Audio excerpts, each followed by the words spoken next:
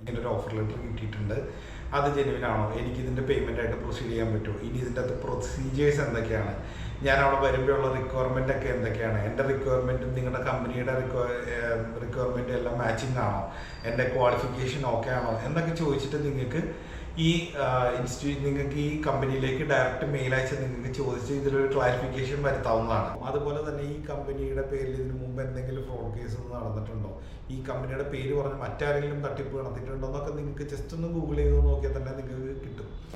6 months ഞാൻ 1.5 ലക്ഷം രൂപ 6 monthsോളം waiting period ഉണ്ട്. പക്ഷെ അതിന് മുമ്പ് ഞാൻ 1.5 ലക്ഷം രൂപ അഡ്വാൻസ് ആയിട്ട് ഞാൻ ഇവർക്ക് കൊടുക്കണം, എന്നിട്ട് അതിന് ശേഷമാണ് പ്രോസസ്സിങ് ആവുള്ളൂ. അതിൻ്റെ ലോജിക്ക് എനിക്ക് മനസ്സിലാകുന്നില്ല. കാരണം ഇവർക്ക് ഓൾറെഡി ഡോക്യുമെൻറ്റ്സ് എല്ലാം കിട്ടി, ഇതിലൊരു റിക്വസ്റ്റ് ഇട്ട് വെക്കുന്നതിന് ഈ കൺസൾട്ടൻസിക്ക് ബുദ്ധിമുട്ടില്ല. അങ്ങനെ ഉള്ളപ്പോൾ എന്തിനാണ് ഇവർ ഇത്രയും വലിയൊരു ഭീമമായ തുക ഈ ഒരു സ്റ്റുഡൻറ്റിൻ്റെ കയ്യിൽ നിന്ന് അല്ലെങ്കിൽ ഈ ഒരു കാൻഡിഡേറ്റിൻ്റെ കയ്യിൽ നിന്ന് ഇവർ മേടിച്ച് ഇവർ വെച്ചേക്കുന്നത് എന്ന് എനിക്ക് മനസ്സിലാവുന്നില്ല. നിങ്ങളിതിൽ മനസ്സിലാക്കേണ്ട ഒരു കാര്യം, നിങ്ങൾ ഒരാൾ 1.5 lakhs കൊടുത്തെങ്കിൽ ഇതേപോലെ ഇവരൊരു 30 പേരുടെ കയ്യിൽ നിന്ന് മേടിച്ചവരുടെ കയ്യിലായി.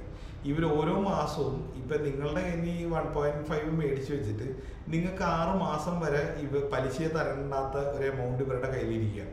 ഈ 1.5 ഇവർ റൊട്ടേറ്റ് ചെയ്താൽ പോലും ഇവർക്ക് കോടികളുടെ മറ്റ് ബിസിനസ്സിലേക്ക് ഇറക്കാനുള്ള ഒരു എമൗണ്ട് ആയിട്ട് ഇവർക്ക് ഇത് യൂസ് ചെയ്യാം. ഇത് ഞാനൊരു പോസിബിലിറ്റി ആയിട്ട് പറയുകയാണ്, ഇതാണ് നടക്കണമെന്ന് ഞാൻ പറയുകയല്ല.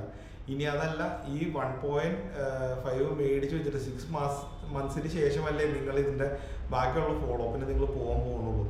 അപ്പോൾ ഈ 6 monthsന് ശേഷം നിങ്ങൾ ചെല്ലുമ്പോഴേക്കും എത്ര പേരുടെ ഇവർക്ക് ഇത് മേടിച്ച് വെച്ചിട്ടുണ്ടാവും.